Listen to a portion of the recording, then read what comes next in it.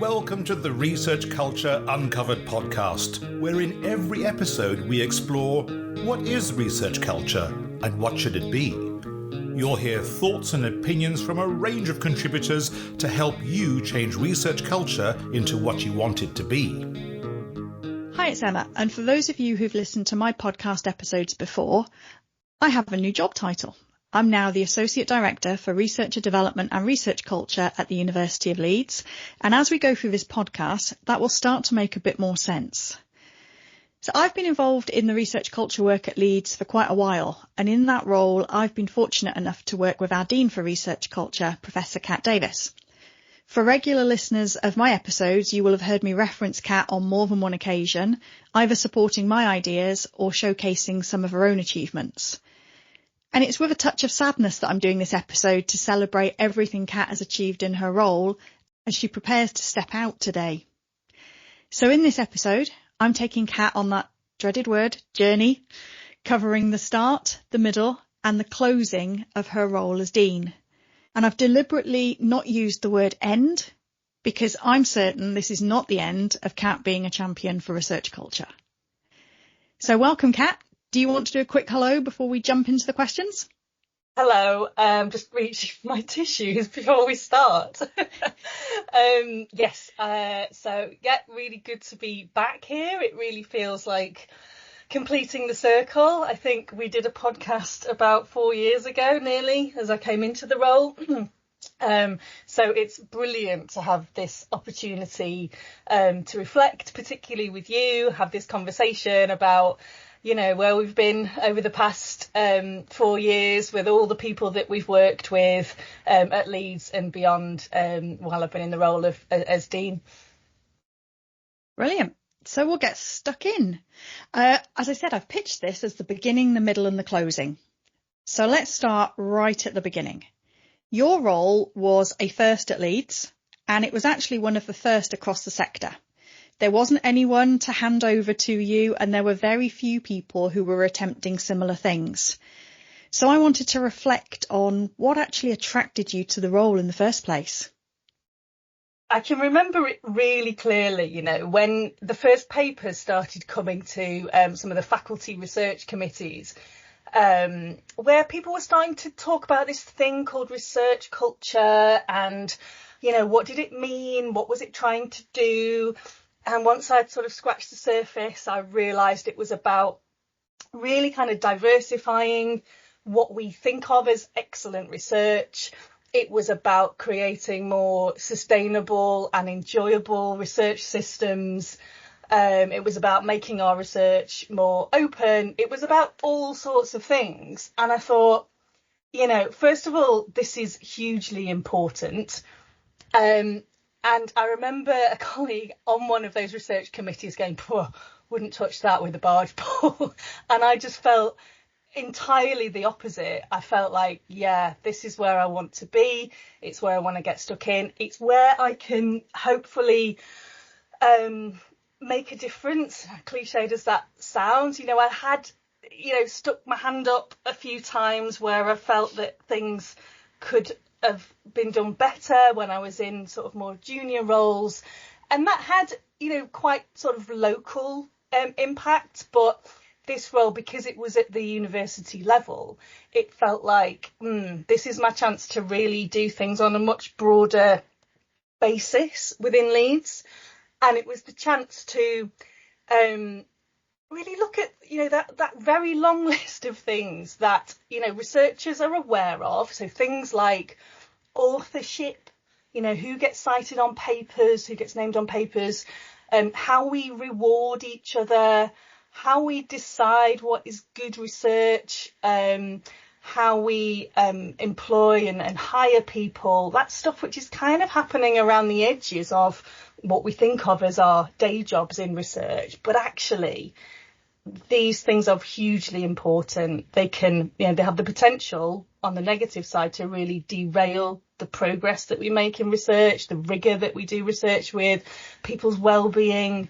So it's really not peripheral. These things are all absolutely at the heart of research. So I wanted to be able to kind of pull in those things which were often kind of sidelined and make the case as to why things are important, and then to set about improving them at Leeds. Okay, so there you have it. Pretty much everything to help you decide you want to take on quite a challenging role. I'll be honest, I've been through this with you, and it's not always been easy. When you took on the role, you already had some very clear ideas about what you wanted to achieve for yourself, but also for the culture at Leeds, and then across the sector as well. But can you remember what they were? What I wanted to achieve? Yeah. Yeah. I mean, there's a few things which have stayed constant, and a few things which I've kind of learnt along the way that I've wanted to change or influence.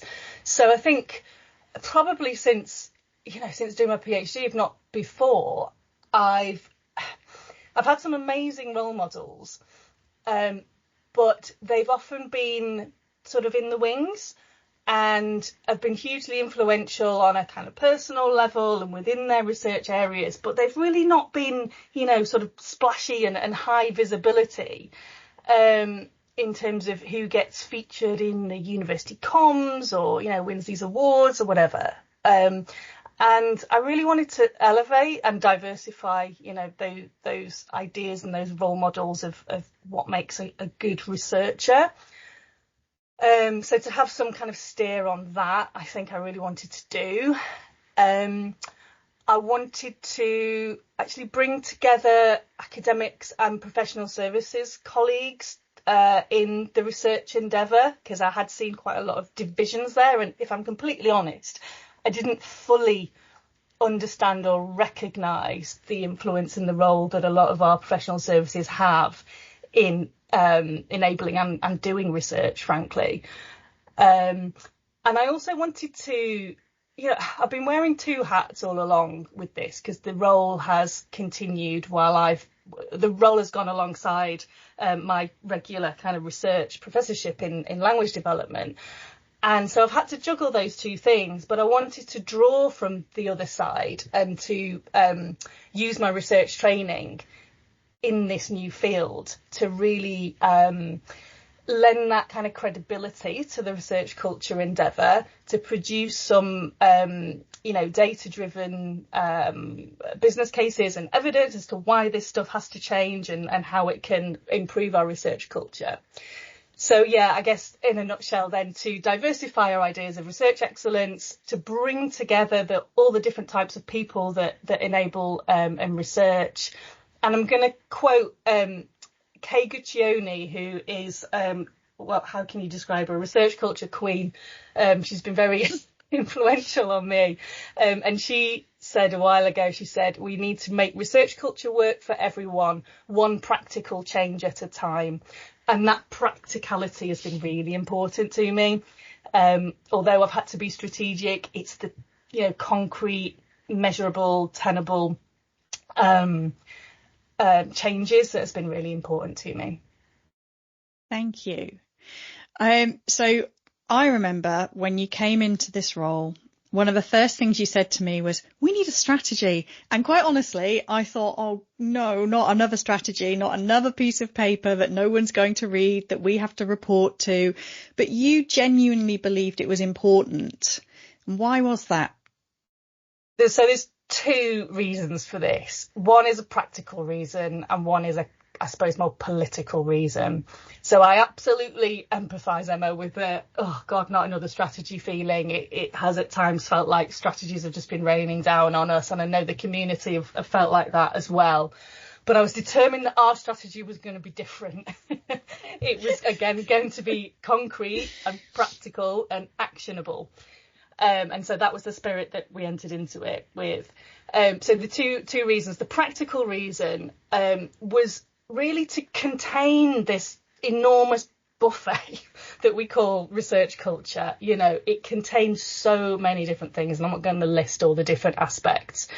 I learned quite quickly that people can make a pretty good case that anything is research culture, from catering and car parking and toilets and showers and pay and, everything in between, right? So I needed a bit of some boundaries, I guess, and the strategy helped us clarify what we did was to present 4 big kind of buckets, I suppose, for what the research culture strategy was going to contain, and that was diversifying research activity, embedding EDI, open research, and researcher development. So those are really big buckets, and they've served us really well because they contain they can accommodate lots of different things, but they can also draw a line and allow me and colleagues to say, yes, that's important, but it's not in the strategy. It's not what we're prioritising right now. So practically the strategy was really helpful for that, for sort of drawing a line as to what was in and not in our purview. The sort of political reason was I felt like we needed that strategy just to be on a level playing field with the many other priorities within the university. I felt like it would help us again gain credibility, to be taken seriously. We have this robust plan with key performance indicators and metrics that would enable us to really show the distance we've travelled. So that was really helpful for senior buy-in, for grassroots buy-in, for really kind of leading honest conversations, getting people in the room. The S word strategy does kind of focus minds, actually. So, yeah, that was the sort of political reason around credibility, to go with the practical reason of drawing some boundaries. Brilliant. Thank you. So that's kind of covered off the beginning part of this podcast, and we're now moving into the middle bit. And this is going to feel a little bit like that feedback sandwich. So I've got 2 nice questions followed by an icky one in the middle. So first nice question. What do you think has been the easiest thing for you during your role? It's a very nice question, and I think I might respond to it a bit negatively, actually, but I will correct. So it's been very easy to find problems. So, as I said, when the role came up, it was like, roll our sleeves up. There's so much we can get stuck into here. We were not short of problems to address. So, yes, finding areas where people were a little bit wounded by research systems, or they felt excluded, or there'd been some unacceptable, unprofessional behaviours. There were, so lots of kind of issues. I mean, it's a very sort of issue-driven field. This is about reform, right? And why would you reform something that's working well? So it was very easy for me to see issues and problems, and there were quite a few stones that once I looked underneath them, it was quite ugly out there at times. So yeah, finding the problems was not a challenge, but more positively, finding the solutions was also fairly easy, and that is due to the people out there in the university. So not long after I came into role, we were granted, along with all other English universities, granted some funding from Research England, which was dedicated for enhancing research culture. Clues in the name, right? We've got a culture. We need to enhance it and improve it. And we decided to approach that funding with a decent proportion of it for an open call. So people from the university could pitch for amounts of funding to further projects that are meaningful to them in their environment to rectify some issues with research culture. Now, the response to this was amazing. So over the last 4 years, we've supported and processed more than £2.5 million worth of project proposals. And that contains all of the ideas, the energy, the commitment of, I think, close to 500 colleagues across the university of all different disciplines, career stages, roles, etc., like genuinely diverse. So that appetite for culture change was clearly there. And, people were just clamouring to get involved and to use this money to make changes. So that momentum was very easy to start. It was almost kind of self-propelling, right? So that was easy and really the best way of doing it. There was no point in us kind of telling people what needed to be done. It had to come from the community who were dealing with the issues and had some great ideas. And I think that's actually it's what's driven us as a team, that we are not here to do it for them. We are here to encourage and enable them to do it. I do remember us having a slightly nervous moment of, are we going to launch this call and is anyone going to apply? And I think in about 24 hours, we knew that, we were probably onto a bit of a winner with this one. Yeah, that was not a problem. No. Yeah. So now the icky bit. What do you think has been the biggest challenge that you've had to overcome, if in fact you have actually overcome it? Yeah, there's a bit of a list here, so I'll have to be selective. I suppose one thing that surprised me as to how hard it's been is defining research culture. So I thought, we will put together a statement, we'll put that out, a definition of research culture, then along with the strategy, it'll be done. People will understand what we mean by research culture and on we go. But it's really been a continuous process of defining what we mean by research culture, integrating other people's perceptions of what they believe research culture is, because that's quite informative as well when it contrasts with our own. Defining and redefining. And, even last week I was having a conversation about what research culture isn't. And there is I would say, a misperception out there that research culture is like the culture of doing research. So just because an area is producing papers or increasing their numbers of PGRs or increasing their grant capture, there is a perception that this is research culture. Now, all of that is really important, but that is the what of research. And we're all about the how of how that research is done. So it's not just the culture of doing research, it's the culture that research happens in, with everything that entails. So the defining part was surprisingly hard, actually. Also, maybe it's better to say surprisingly longer term than I'd initially imagined. Politically, it's been really interesting 4 years as well. There has been a perception that somehow good research culture compromises research excellence or research quality. And, I've had to go in quite deep to understanding that mindset. And I completely acknowledge that it is possible to create high quality research in negative cultures. That can and does happen, but is not sustainable. There's a lot of collateral along the way. And so now we're in the business of really gathering our evidence, showing that correlation between good inclusive research cultures and good high quality research. And that evidence base is growing. One example is if you want to hire the best people, the most inclusive pool is going to help you get there. That's been a challenge, I guess, in pushing back against that narrative that this is either just something additive, something else, something which is kind of a nice to have, or more detrimentally, it's something that compromises research quality. And we know that's not the case. What else has been challenging?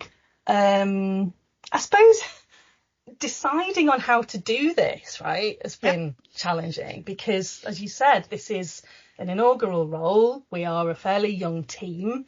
So there's many ways we could have approached the research culture endeavour at Leeds.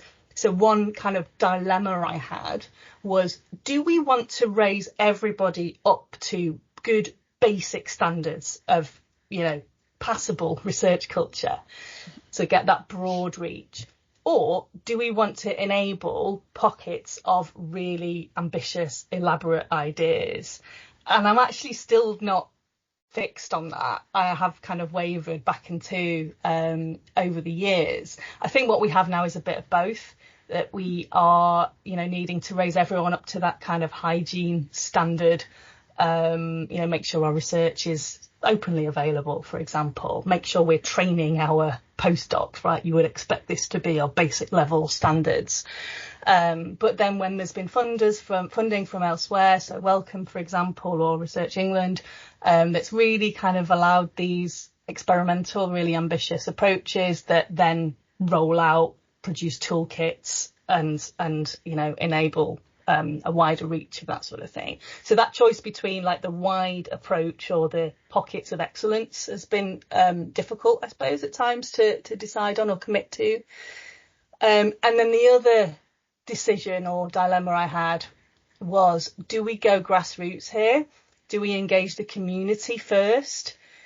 Do we co-produce this endeavour with the entire university, the research aspects of the university, or do we kind of go more strategically and work with very influential people, so senior leaders?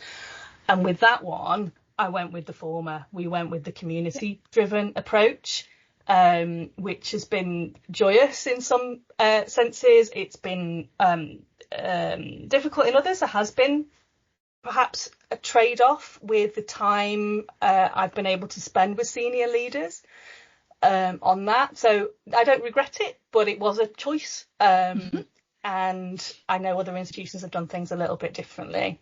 I think sometimes you've just got to do it, just, suck it and see. In some ways, one may not be better than another. So, we just had to crack on at some point.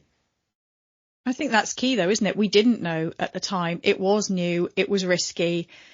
Personally, I would always go for that grassroots approach because culture is about people. It's not something that I think you can dictate from on high. It has to be led by the people who are living and breathing it. And also understanding that it isn't just one culture we're talking about here. There are multiple different research cultures that make up the environment in which we work. That's right. And I've noticed that in terms of the language, it's a subtle change, but over the past 12 to 18 months, I'm hearing and reading much more about research cultures, plural, than research culture. And I think that's because of that recognition that there are many different cultures that make up our overarching system. Certainly doesn't make defining research culture any easier, though. This is true. So if I had to push you, what are you most proud of from the last few years leading this research culture work? Well, there's some things which I'm really proud of, but actually I can't take credit for. They've just sort of happened on my watch. So I put in that category the technician revolution, I would, so to speak. We've seen enormous changes in the recognition, empowerment of our technical professionals at Leeds over the last 3 or 4 years, and that's thanks in no small part to brilliant colleagues working on the technician commitment, culminating in the very recent Technicians Week and all the brilliant kind of showcasing of the work that they do. So that has happened, and I can't take credit for that, but it's been really, really lovely to see that. When things have been hard, I've looked to the technicians and gone, things are okay. Yeah. So that's been great, and I wish them every success going forward with that. I suppose within our team, I'm really proud of our range of kind of concrete initiatives, as I started by saying earlier. So we wrote case studies on pre-releasing interview questions. We did that, we piloted it, we gathered data on the reception and the impacts of that, and we've published that externally, and we've had a lot of really nice feedback on that externally.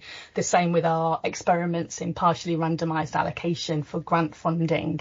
We did the same kind of process. We tried it, we gathered data, we published it, we shared it, and consult on that actually quite a lot now. The other piece is the piece on behaviour change. So we worked with an external researcher using behavioural systems mapping to investigate what drives unprofessional behaviour within the sector. And again, that was a really kind of rigorous qualitative approach, which collated a lot of data to really show some of these systemic drivers of the behaviours that we see that really kind of threaten our research progress and well-being. So each of those case studies has been very satisfying, actually. The other thing I want to mention is our Ready Fund, so our research EDI fund that was inspired by colleagues in the EIU, the Equity and Inclusion Unit at Leeds. It's an initiative that uses positive action, so where demographic groups who have been traditionally marginalised in research are given some extra support to achieve equity with their colleagues who actually don't need that extra support. So again, this was a data-driven project which showed that the progression of researchers from grades 9 to 10, so the sort of pre-professorial stages amongst researchers who are women, disabled and people of colour, really kind of drops off relative to other demographics. So we were able to allocate some internal funding. We've awarded that to 36 applicants over 2 rounds within Leeds.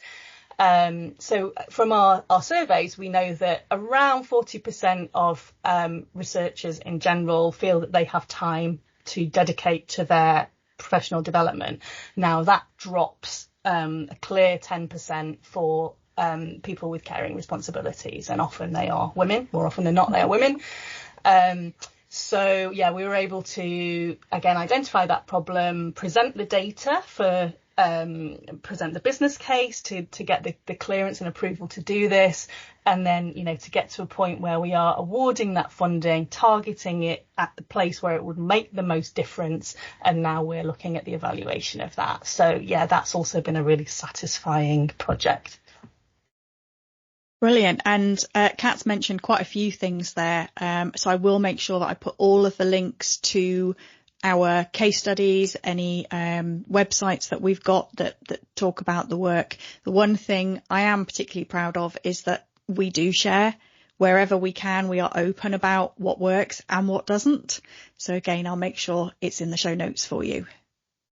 Okay. So I said at the beginning of the episode that things have started to change at Leeds. And the one thing I'm really pleased about is that the research culture work will continue. And the team has moved to sit alongside my researcher development team, creating what we are calling the super team. But this comes because you've decided that now is the right time for you to step away. So can you explain why it's the right time for you? Sure. Yeah, so it's been 4 years, as I said, in role. I think the original agreement was 3, but I still had stuff to do at the end of 3 years, so we extended by a year. And it feels like we are sort of coming to the end of Research Culture 1.0. As I said, it's been that period of like raising awareness, getting our heads around what is this thing, what needs to be done, clarifying, prioritising where we go first. Implementing a few things, as I said, sort of trialling a few things in different areas and starting some early stage evaluation. So that's been amazing. It's been amazing to be part of Research Culture 1.0, but I do feel now it's maturing into something else. More or less every institution, at least that I have contact with, whether that's research intensive or teaching intensives actually, are all absolutely on it with research culture. It looks quite different in different areas, but lots of institutions have strategies and approaches and action plans. And so it feels like that spread is there now. We are, embedding. And I think now it just needs a fresh approach, a fresh kind of leadership for the next stage where we're enabling people within the university rather than trialling things ourselves. And to be absolutely honest, Emma, I can't resist like doing experiments and getting a bit too involved, if I'm honest. So I think that's not helpful, actually, at a time where we want to transfer that agency to the community a bit more. So, yeah, I need to be kept away probably from that for the next phase. I should also point out to the listeners that Kat was originally doing 3 years and hadn't finished everything at the end of 3 years. I did try to persuade her she hadn't finished everything at the end of 4 years, but she pushed back. She's off. So yeah, well, we'll come back to that bit. So taking you right back to the beginning, have you achieved what you hoped you would? Oh, it's so hard to measure, research culture with these kind of metrics. This is what I've learned, right? We had, I think, what was our list of like 86 metrics or something we had in our scope workshop. And, culture is how you feel. It's about how you feel at work. It's about whether you recommend the university or the department as a place to work for your colleague or whatever. So it's actually a really hard question to answer, whether I've achieved in terms of those kind of KPIs. But thinking, I suppose, in a more holistic way, I think we do have a broader, more diverse idea of excellence. I'm certainly seeing more diversity in the university comms, in the people that are held up as role models. So, yeah, I think we've made some really good progress on that particular aim. I think research is more open, and I think researchers are better at recognising what they do as open research. So I remember when I started, open research had quite a tight definition, right, of like open access. And I remember having, quite a few almost kind of stand-up rows with people, like, particularly my own faculty, I will say, in arts and humanities, that, what they're doing isn't open research because that's data and code.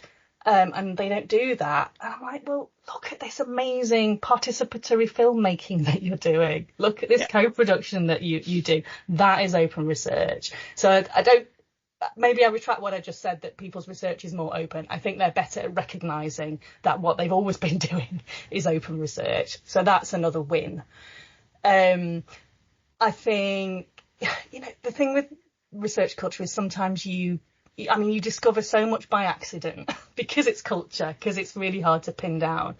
And, I go about my regular kind of professorial duties and I might sit on promotion panels or review a paper or whatever. And I see culture improvements in each of those things. So, for example, in a promotion interview quite recently, someone was talking about a particular model that they use within their lab, a model of management within their lab, where junior staff are given a lot of responsibility for putting forward papers and, well facilitated. So you get that distributed leadership within this particular lab. And that person had been doing it for years, and we didn't know about it. And so I'm constantly kind of finding out about these great examples of research culture. I think they've probably always been out there, but it's just about kind of surfacing that. And I think having this badge and the strategy of research culture allows people to hang those initiatives onto something and say, yeah, we're doing great research culture. So that's been really nice to see as well. And that was evident, wasn't it, when we did the Research Culture Awards? Some of the stuff that we were finding out about may never have actually been discovered because it was just happening, and people didn't necessarily realise how unique and novel this was. Yeah, that's right. It's been really important in joining all of that up, yeah. So we're going into the closing, not the end, just the closing. I don't believe for one second, Kat, that you're going to wake up tomorrow morning and forget all about research culture. But you are going to be coming at this from a very different angle. So what comes next for you, and how are you going to continue to be that champion for research culture? So the honest answer is I don't know precisely what comes next for me. I've got a period of research leave, which I'm really looking forward to reconnecting with my research in early childhood education. But increasingly alongside that, I am attracted to sector-wide, national, global initiatives in research culture. So the UK has a meta-science unit. The Meta-Science Alliance has just been launched. So this is bringing people together that are doing research on research, which is not quite the same, but absolute bedfellows with research culture. And I think there's lots of exciting opportunities there to get involved with the meta-science movement.